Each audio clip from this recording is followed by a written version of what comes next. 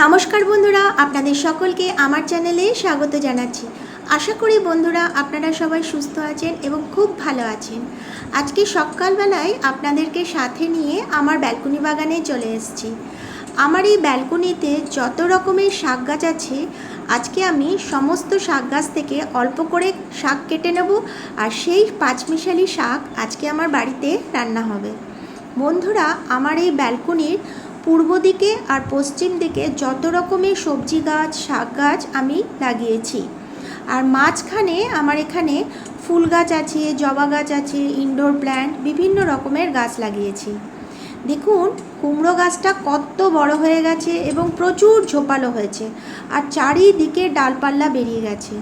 পুঁইশাক গাছটাও বেশ বড় হয়েছে, আর কিছু পুঁইশাক গাছের লত একদম গ্রিল বেয়ে বেয়ে ওপরে উঠে গেছে।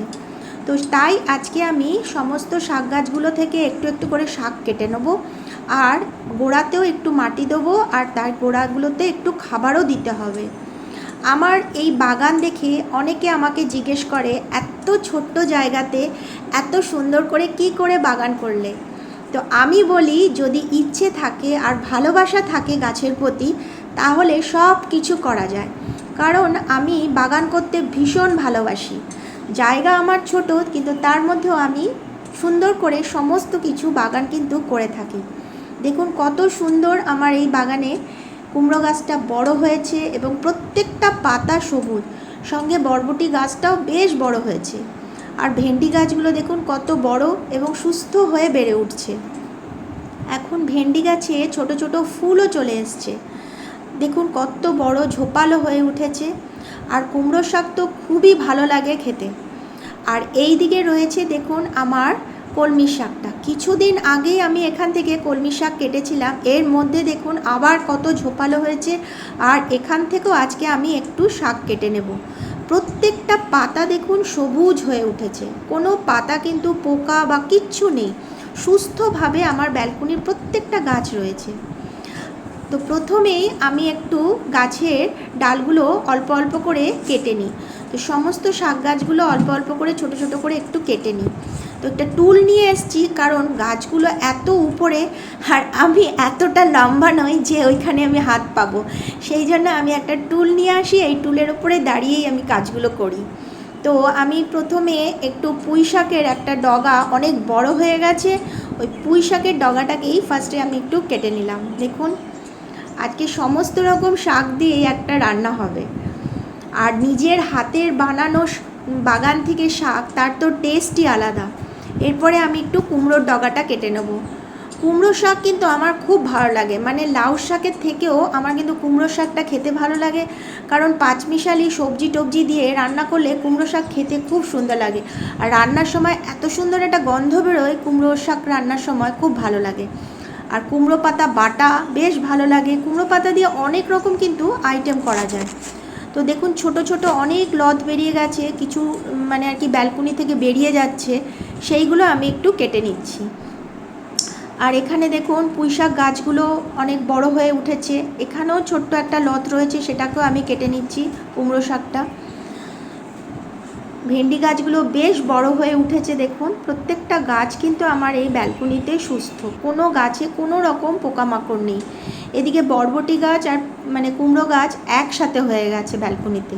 ছোট ছোট ডাল কেটে আমি একটু হারভেস্টিং করে নিচ্ছি। আর এই বরবটির ডালগুলো এদিক ওদিক পড়ে যাচ্ছে বলে অন্যান্য গাছের খুবই অসুবিধা হয়, তাই আমি একটু গ্রিলের সাথে আজকে একটু ডালটাকে বেঁধে দেবো, কিছু ডালকে একটু বেঁধে দেবো। আর এই দিকে রয়েছে দেখুন আমার পুঁই শাক গাছ, কত সুন্দর আর কত সুস্থভাবে দেখুন বেড়ে উঠছে, বেশ বড় হয়েছে এবং প্রত্যেকটা পাতা সবুজ, এবং পুঁইয়ের ডগাগুলো দেখুন কত মোটা এবং সুস্থভাবে কিন্তু আমার সমস্ত গাছ কিন্তু বেড়ে উঠছে। কোনো গাছে কোনো রকম পোকা, মাটিতে পোকা, গাছে পোকা, কোনো প্রবলেম কিন্তু নেই। আর এই হচ্ছে আমার কলমি শাক। আজকে আমি কিছু কলমি শাকও তুলে নিচ্ছি। কলমি শাক দেখুন কিছুদিন আগেই তুলেছিলাম, তার মধ্যে দেখুন আবার কত ঝোপালো হয়েছে। আর দেখুন প্রত্যেকটা পাতা কীরকম সবুজ। আর এই হচ্ছে দেখুন বরবটির ফুল, প্রচুর এবার দেখলাম বরবটির ফুল হয়েছে। আজকে প্রথম এসে দেখছি এত ফুল, আরও ওপরে অনেক ফুল ফুটেছে, কিন্তু আমি তো হয়তো আপনাদেরকে অতটা দেখাতে পারছি না।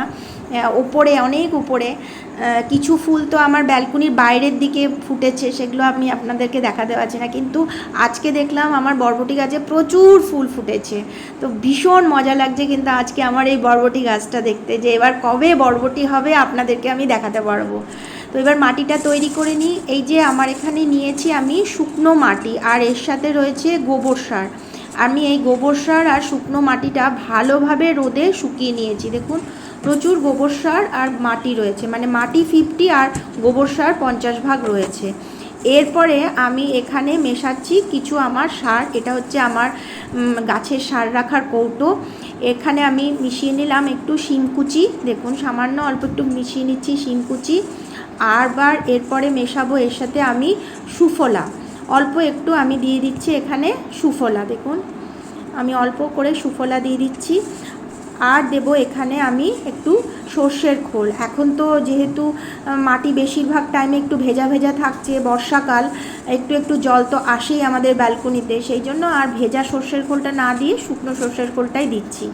তো ভালো করে আমি সমস্তগুলোকে মিশিয়ে নিচ্ছি, ইনগ্রিডিয়েন্টসগুলো দিয়ে দেখুন সুন্দরভাবে আমি মিশিয়ে নিলাম। ভালো করে মেশানো হয়ে গেল, যাতে প্রত্যেকটা জায়গায় এই সারগুলো আমার পৌঁছে যায়, মাটির প্রত্যেকটা কোণাতে যাতে আমার এই সুফলা শিংকুচি ভালোভাবে মিশে যায়, সেই জন্য ভালোভাবে মাটিটা আমি তৈরি করে নিলাম। আর এটা আমি আজকে রেখে দিয়েছি চাল ধোয়া জল। এই চাল ধোয়া জলটা কিন্তু আমি আমার সমস্ত গাছেই ব্যবহার করে থাকি প্রত্যেক দিন। তো আমি প্রথমে কি করছি, গাছের গোড়াটাকে একটু হালকা করে নিচ্ছি। আপনাদেরকে বলেছি যখনই আপনারা খাবার দেবেন কি শাককে কিছু দেবেন, সবসময় একটু হালকা করে দেবেন। আর পুঁই শাক গাছের নিচের যে বড় বড় পাতাগুলো রয়েছে সেগুলো আজকে একটু তুলে নিচ্ছি। আমার শাকের পরিমাণটা রান্নার সময় একটু বেড়েই যাবে, এটাও আমি আজকে দিয়ে দেবো শাকে। দেখুন তাহলে কি হচ্ছে, নিচটা একটু অন্ধকার হয়ে যায়, সেটা একটু আলো হয়ে যাবে, সূর্যের আলোটা ঠিকঠাক পৌঁছাতে পারবে। আর এই মোটা পাতাগুলো থাকলে কি হবে, আস্তে আস্তে হলদে হয়ে যাবে, তার থেকে তুলে আমরা নিজেরাই খেয়ে নিই, তাহলে ভালো হবে। এবার আমি গোড়াতে অল্প অল্প করে দেখুন মাটিগুলো দিয়ে দিচ্ছি, এবং এমনভাবে যখন জল দেবেন যাতে গোড়াতে যাতে জল না লাগে, সেইভাবে মানে গোড়ার চারপাশে যাতে জল থাকে সেইভাবে জলটা দিতে হবে। এই দিকের ক্রেটেও যে পুঁই শাক গাছগুলো, কুমড়ো শাক গাছটা রয়েছে, সেই গোড়াটাকেও একটু হালকা করে দিলাম, আর পুঁই শাকের নিচের পাতাগুলোকে আমি একটু তুলে নিলাম। এই দিকের পাতাগুলো বেশ বুড়ো হয়ে গেছে, সেই জন্য সেটা আর আজকে খাওয়া যাবে না, সেই জন্য আমি পাতাটা না ফেলে ওই ক্রেটের ভেতরেই দিয়ে দিয়েছি। এটা আবার পাতা পচা সার তৈরি হয়ে যাবে। মানে আমাদের গাছের কোনো কিছুই কিন্তু বন্ধুরা আমরা ফেলতে পারি না, সমস্তটাই কিন্তু আমাদের গাছের পরিচর্যাতে ব্যবহার করতে পারি। তো সব কিছু সারটা দেখুন আমি গোড়াতে সুন্দরভাবে দিয়ে দিয়েছি, গোড়াটা উঁচু করে দিয়েছি, আর জলটা একটু সাইড থেকে দিতে হবে যাতে গোড়াতে কোনোভাবে জল না পড়ে। পুরো বাকি যেটুকু ছিল সেটা আমি এই ক্রেটে ব্যবহার করে দিলাম, দেখুন পুঁই শাক গাছগুলোতে সুন্দর। এবার এত সুন্দর নিচটা ফাঁকা করে দিয়েছি, পাতাগুলো তুলে নিয়েছি, যে সুন্দরভাবে আলো পড়ছে। আর এই চাল ধোয়া জলটা আমি এবার সব গাছে ব্যবহার করছি। প্রত্যেক দিন কিন্তু আমি এই চাল ধোয়া জল কোনো না কোনো গাছে ব্যবহার করে থাকি, কখনোই চাল ধোয়া জলটা আমি ফেলি না। এইভাবেই আমি চাল ধোয়া জলটা ব্যবহার করি। আর দেখুন কত রকমের শাক আজকে তুলেছি, কলমি শাক, কুমড়ো শাক, পুঁই শাক গাছ।